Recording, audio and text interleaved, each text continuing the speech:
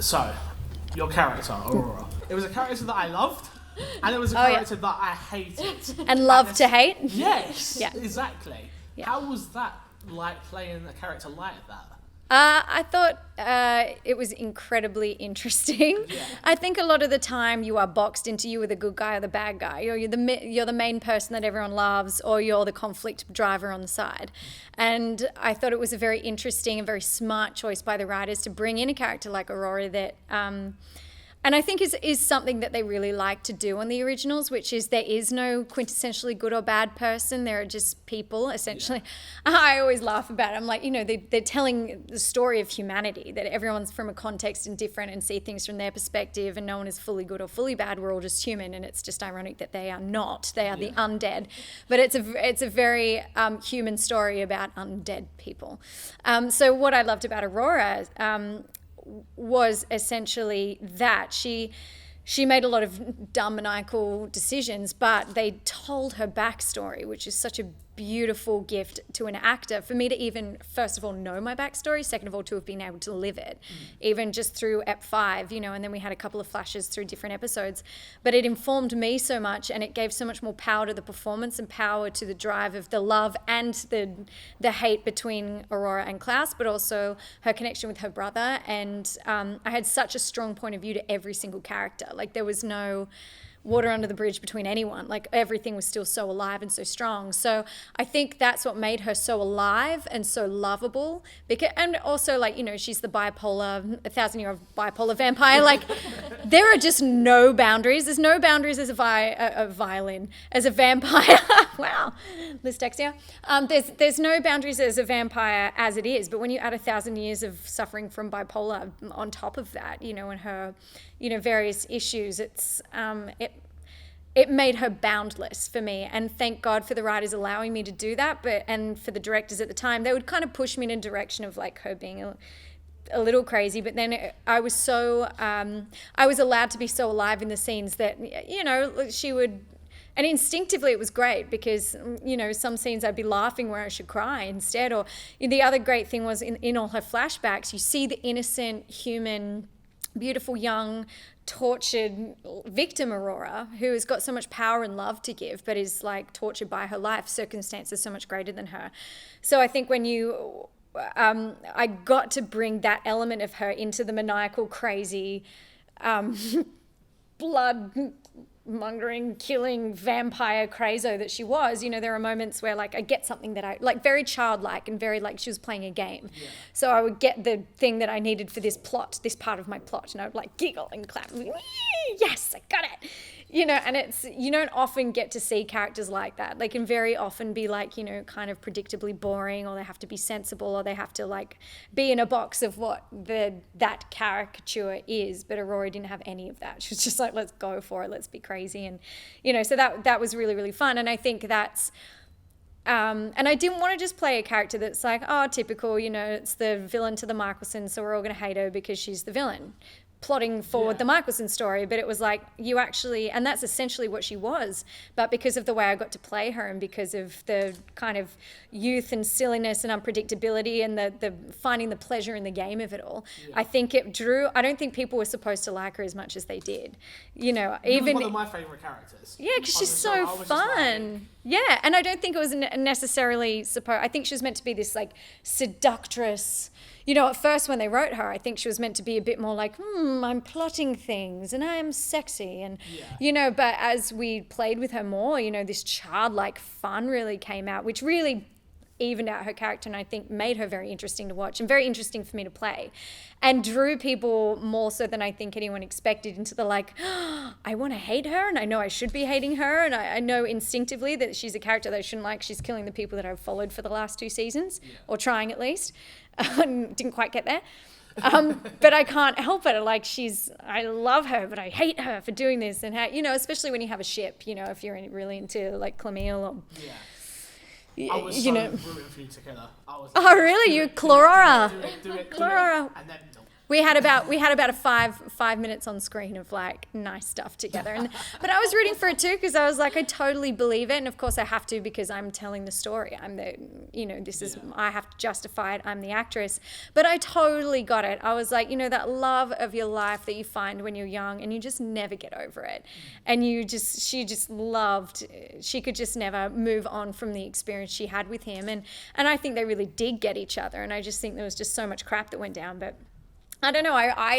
If the writers wanted to go that way, I could have seen totally how they could have redeemed it, sorted out, gone, dude, water under the bridge.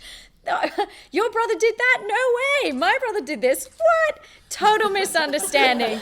Let's go to dinner. You look cute. It could have gone that way. I understand why they couldn't, but that's what I liked. You could believe it happening, and that made it real because you were on the edge of your seat going, can she shoot him? Can she actually bring herself to kill him in this moment? And inevitably she never could, so it was like, oh, and they do love each other, and, so it was a really, I don't know, I thought it was a really powerful story, that, yeah. Would you say that her greatest desire is to be loved, and that in a way people might relate to her easily because of that?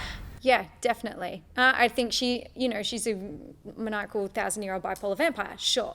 But I think that's what I was saying before about the humanity in the undead of these characters, is that when you tell her backstory, you're like, oh, I totally get why that hurt you so much, or where you're trying to get revenge, or why you and your brother would plot this. Like, you understand the why. And I think when you look back to her story of her mum dying in childbirth, and just, that you would always blame yourself. You would always have that, it's my fault. And that's something, anyone in a near situation that, like, you need therapy, like, you need some serious, like, let's talk through this. But in the 980 AD, that didn't exist. You just left to your own devices. So getting locked in a room with a bunch of monks didn't really help. No. Well, I worked on my swordsmanship. That was great. That was brutal. She was brutal.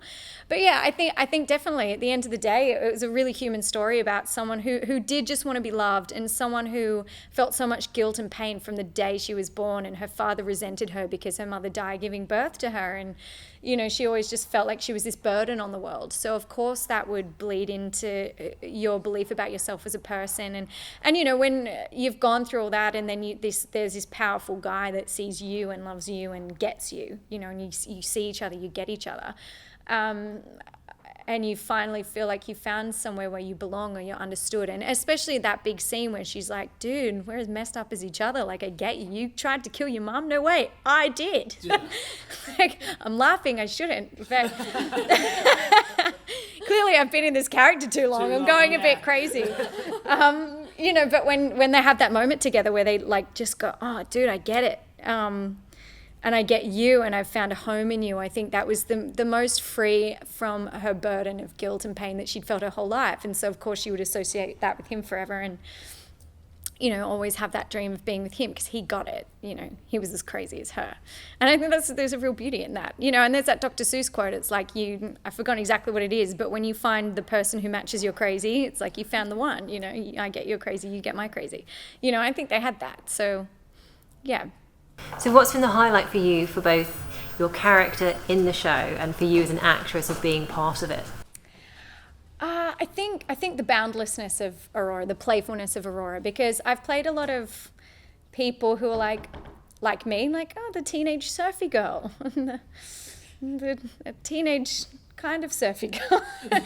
I played like 3 surf jobs in a row, and they were all amazing. But to get a character that was a caricature, and I've always loved that since a kid. Like, I always wanted to play big characters. Whenever it was like drama class or stuff as a kid, I'd always hop into someone else's skin and go for it, So I think that was my favorite thing about getting to do this show, because it was like, ooh, I get to create this whole person, this whole world, and I am not her. Like, and especially for me as an actress, it was really challenging because she's a really overtly seductive person, and I am I'm not. I'm just a bit British. I've been brought up in I've got very English parents, and you don't do that. I'm a good pure girl, la la la. So to have to really push that part of myself and have to really seduce a guy on set with all these 50 other men around on the crew, like that was really terrifying for me, but and a real challenge. So doing like that level of sexuality, but with that level of like anger as well. I don't really do anger. It's like these really extreme parts of desire and passion that I haven't really been able to explore before, because I've been playing very human characters. But when you go to this next level and then you bring all those elements into it, it was a real push for me, and there were some days on set where I remember I had to tell him, don't you remember the times where we would kiss and blah, blah, blah. And I really struggled with it because I had to overcome my own barriers to say that stuff out loud and to really seduce someone. So, and to really want to kill someone. Like, obviously I've never, well, maybe not, I've never had that desire before, for the record. So to have to explore those parts of yourself and go to be that furious at someone, to be that hurt by someone, and to be that deranged and that unhinged, that you would consider that you would plot it, that you go to those extents. So and then within the boundlessness of her sexuality and the passion and the love and the hate, and then on top of that to add the I'm mid-fight scene and I'm giggling because it was like, oh, that tickles, that was fun, oh, you punched me in the face and well done, Hayley, that was great, or she gets the little piece of thing and she's like, ew, this childlikeness coming out. So she was just so, this world of anything can happen. So it was really exciting for me to go to set and to do that, but also really challenging because I had to do stuff that I was like, oh, this is a push for me, which is great because you grow, and with every role that you do, you hope that you go oh, I'm bigger. I'm you're like a sphere, it's like blowing up a balloon, and your capacity grows and grows and grows, So I feel like that definitely happened with the originals. Was that the question? Yes. About? Okay, yeah. And the set was great too, just on a more practical logistical level. I had to get my fangs molded and learning how to figure out the fang bite and how to head back and sucking on the blood pre-scene, and it's all made out of this sugar stuff. And so we'd be doing these scenes of feeding or whatever, and then you feel your heart rate go up and you'd be getting the jitters and you're like, what is wrong with me? Oh, I just have ingested all this sugar through this blood, and the only way to get it off afterward is because it stains you, is with shaving cream. So after these scenes, there were a couple of very sad scenes with Aurora where she'd hurt herself and stuff, and I have blood everywhere, and you're just sitting there with shaving cream, just lathering yourself up after these scenes. And the stunts and the rigging was really amazing. Getting to do actual fight scenes was amazing, especially the one I did with Riley and Phoebe.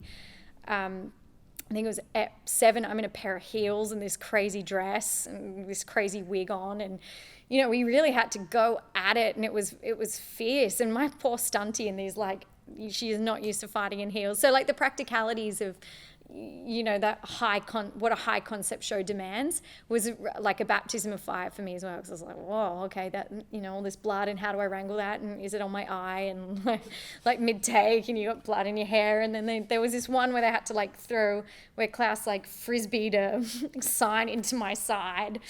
And so they had to make this huge rig, this huge latex thing, so it could look like it went in, and then I could pull it out, and I had this weird suit on. That stuff was really cool as well, going oh, this is a whole nother world that I hadn't played in yet. So that was really fun. And especially when you dress up, I think putting on a wig and I am a the stuff she would wear.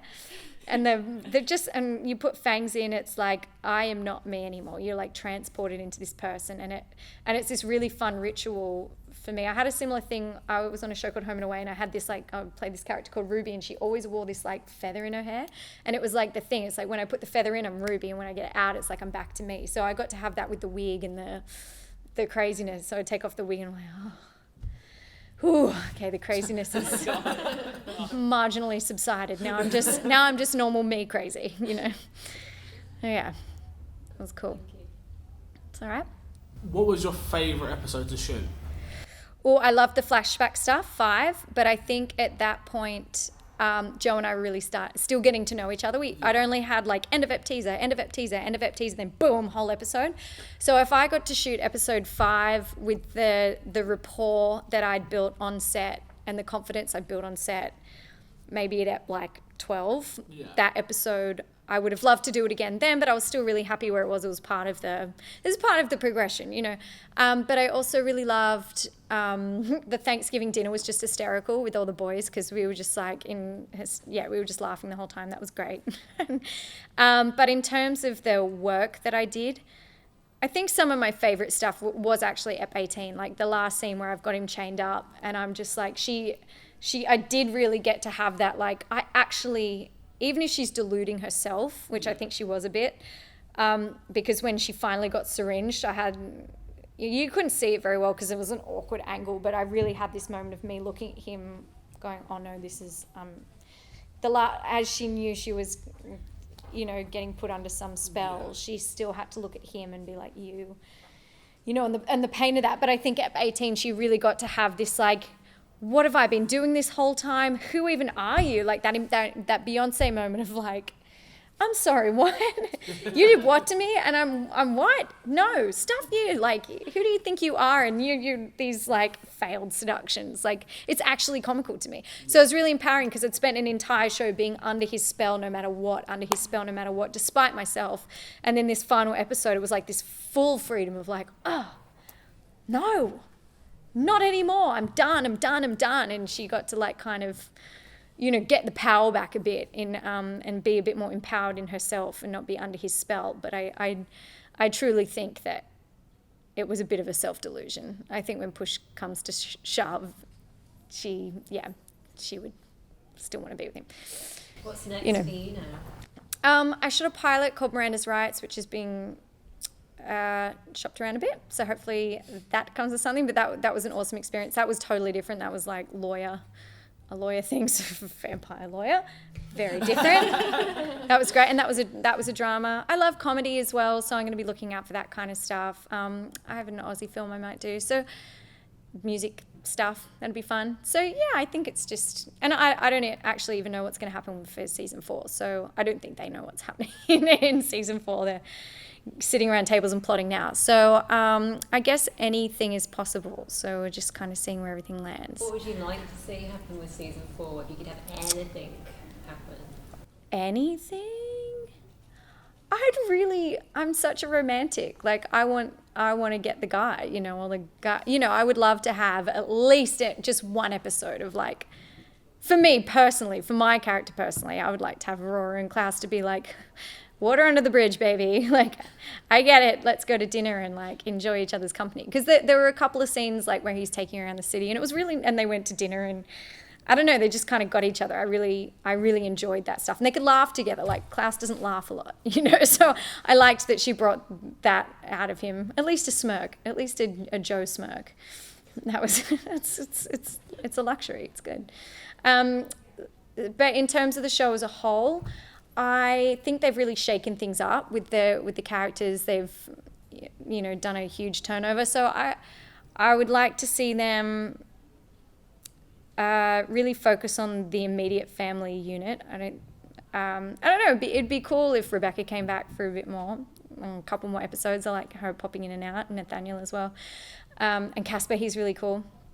I just want them, I would love them to just keep bringing in, because they have 1,000 years of untold story. So I really love stuff like the Strix, like Elijah being a part of that and this club. And I think that's really cool, just uncovering like this thing that happened in 1,500. And I don't know, I think, and more crossovers with the Vampire Diaries. I think that was cool how they were doing that. Yeah. You know, I think the fans love that kind of stuff, and it adds a level of legitimacy to the whole thing, and really solidifies it, and makes the world really, I don't know, even more real. So yeah, I think they should keep. I think they did. In fact, I personally, it's a little bit of bias, but I do think that season 3 was my favorite. You know, it was just so dynamic. You know, and it still had all the family stuff in there, but there was a lot of interesting levels going on. So I think they're on a really good trajectory, you know, to season 4. Yeah.